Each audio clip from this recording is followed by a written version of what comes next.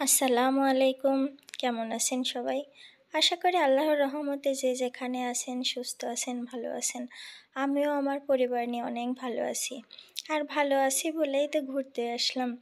বাসার থেকে একটু দূরেই একটা পার্ক ছিল।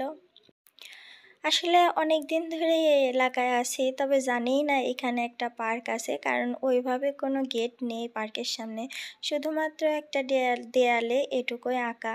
তো আজ যেহেতু শুক্রবার চলে আসলাম বাচ্চাদের নিয়ে ঘুরতে, আর ঘোরার তো মোক্ষম সময় এখনই, বললেন আপুরা। তো আমরা আসলাম, আসার পরে 30 টাকা করে জনপ্রতি টিকিট নিয়ে ভেতরে ঢুকলাম।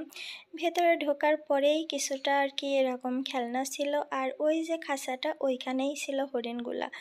আর আমার ছেলেরা তো কিসের হরিণ, মানে স্লিপার দেখলেই হয়। সেখানেই জানেন ওদের স্কুলেও এরকম স্লিপার আছে, প্রায় প্রায়ই চড়তে হয়, হয়তো ক্লাসের ফাঁকে ফাঁকে, মানে সরি, তারপরে ওরা দেখলে মনে হয় পাগল হয়ে যায়। আর এই যে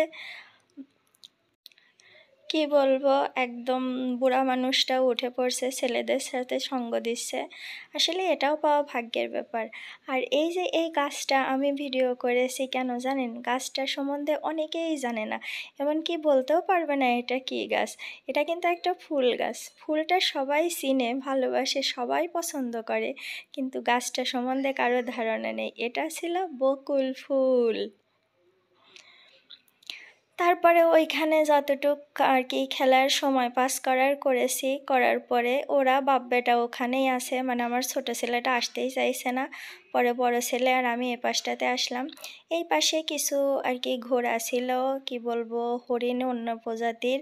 আর এইখানে ছিল, যেটার কারণে আমি ভিডিওটা করেছি, সেটা হচ্ছে কচ্ছপ। মানে কচ্ছপটা, ওই যে দুইটা কচ্ছপ, আমি ভাবছি এই দুইটাই, তাই ওইখানেই ধরে রাখছি। পরে দেখছি যে এখানেও একটা সাঁতার কাটছে। তো আমার বড় ছেলে আর আমি শুরু করলাম এই পাশে আসার পরে আমরা দেখলাম একটা একটা করে এখানে বেশ কিছু খাঁচা ছিল, এবং খাঁচার মধ্যে এক একটা প্রাণী ছিল। মানে এইটা নাকি ভুটানি গরু। আরে ভাই, আমি তো বুঝতেই পারছি না, গরুটা তো এইটা, ওইটা কি গরু নাকি ওইটা ঘোড়া। আর যাই হোক, এত কিছু নিয়ে আমার মাথা ঘামিয়ে কাজ নেই, আমি যেটা করছি সেটাই। আর এইখানে দেখেন, এগুলা মনে হচ্ছে যে লেফট করছে।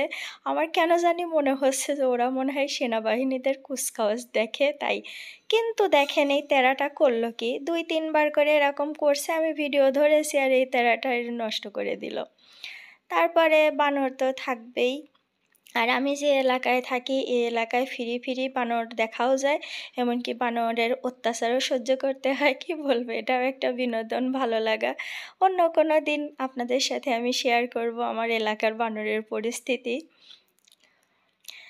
আর এইটা ছিল এই মিনি চিড়িয়াখানার মূল আকর্ষণ, সেটা হচ্ছে অজগর সাপ। এটা ছিল অনেক বড়, শুধুমাত্র পেটের অংশটুকু, আর ওই গাছটার আড়ালে ছিল তার মাথার লেজের অংশ। এইভাবে সে শুয়েছিল। আর এত ঘন ঘন খাঁচা, আর ঘন ঘন থাকবেই বা না কেন বলেন, এটা তো বিপজ্জনক। এখানে বিভিন্ন প্রজাতির আর কি মুরগি ছিল, দেশিও ছিল, তিতির পাখি ছিল, টার্কি মুরগি ছিল, কবুতর ছিল, ময়না পাখি ছিল, ওগুলো আর আপনাদের সাথে শেয়ার করলাম না। আর একটা ভাল্লুক ছিল। আর পার্কের পেছন সাইডে ছিল একটা মিনি শিশু পার্ক, অল্প কয়েকটা রাইডার। এখানে ঢুকতে বাচ্চাদের 60 টাকা করে টিকিট দিতে হয়েছে। তো দেখেন এইখানে কোনো ঘোড়ার, মানে দোলনা আছে, কিন্তু ঘোড়ার ইলেকট্রিক কোনো সিস্টেম নেই। তো কি করবে, ওদের বাবা ওদের ঘুরিয়ে খুশি করছে। আর এটা ছিল, এটা ঘুরে আমি কিভাবে চলছে আমি বুঝতে পারছি না। তো বাচ্চারা যাই হোক খেলছে, একটু সময় কাটাচ্ছে, এটুকুই কোত্থেকে আসে। আর জানুয়ারির পরে যদি বই ঠিকঠাক পাওয়া যায়, তাহলে তো সারাটা বছর ব্যস্ত থাকে পড়াশোনায়।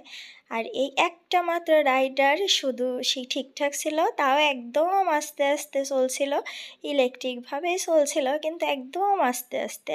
আর এইখানে সুন্দর সুন্দর কবিতা, মানে গান, ছড়া গান মাইকে বলছিল, মিউজিক হচ্ছিল। এটা আমার কাছে ভালো লেগেছে। আর আমার ভালো লাগায় কি আসে যায় বলেন, আমার বাচ্চারা খুশি, বাচ্চারা এইটুকুই কোত্থেকে পায়। আর এই যে বড়টার এখানে ওঠা যাবে না, কারণ বড়টার বয়সও বেড়ে গেছে, এমনকি ওজনও হয়ে গেছে, তাই ছোটোজন এইখানে উঠছে। উঠে ফালাফালি করছে। আর ও আমার ছোট ছেলে তো এমনিতেই ফাল পারে, ওর ফালাফালির কোনো লিমিট নেই, ও সারাক্ষণই এরকম করতেই থাকে। ও কী করে জানেন, সাইকেল চালায়, ও দাঁড়িয়ে চালায়। এই যে বলি সাইকেল চালাবা, দাঁড়িয়ে চালাবা না, সুস্থভাবে চালাও। তো আমরা পার্ক থেকে বের হয়ে গিয়েছিলাম সাভার নিউ মার্কেটে, আমার টুকটাক কেনাকাটা ছিল।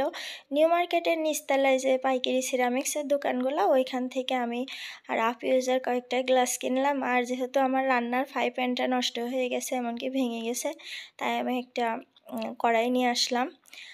আর কী বা বলবো আপুরা, আপনারা যদি ভিডিওটি একটু দেখেন, ভালো লাগে তাহলে প্লিজ একটা লাইক, আর যদি একটু বেশি ভালো লাগে তাহলে আর আমার কোনো ভুল ত্রুটি চোখে পড়ে কিভাবে ভিডিও করলে আমি করতে পারবো, আমাকে একটা কমেন্টের মধ্যে জানাবেন প্লিজ। আর যদি একটু বেশি ভালো লাগে, আমাকে আপন করে নিতে চান, আমার সম্বন্ধে জানতে চান, তাহলে আমার চ্যানেলটিতে সাবস্ক্রাইব করে যাবেন প্লিজ। আর এই ভিডিওটি আমি ফেসবুকে আপলোড করব, মানে আমার একটা পেজ আছে ওইখানে। যদি আমার পেজ থেকে কেউ দেখে থাকেন তাহলে প্লিজ লাইক, কমেন্ট এবং আমার পেজটিতে একটা ফলো দিয়ে যাবেন। আর কি বলবো, যে যেখানেই থাকবেন ভালো থাকবেন, সুস্থ থাকবেন।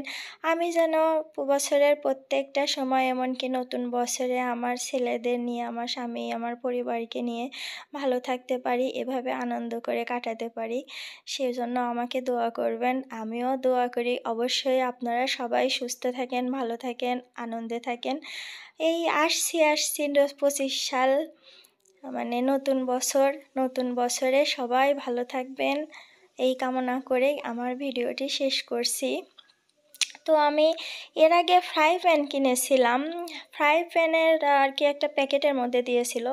2টা ফ্রাই প্যান কিনেছি, 2টাই প্যাকেটের মধ্যে দিয়েছি, কিন্তু এটা কোনো প্যাকেট দিল না। তো আমার কাছে ভয় লাগছে যে এটা আসলে অরিজিনাল কিনা, তারপরে দেখি ব্যবহার করে। ভালো থাকবেন সবাই, আল্লাহ হাফেজ।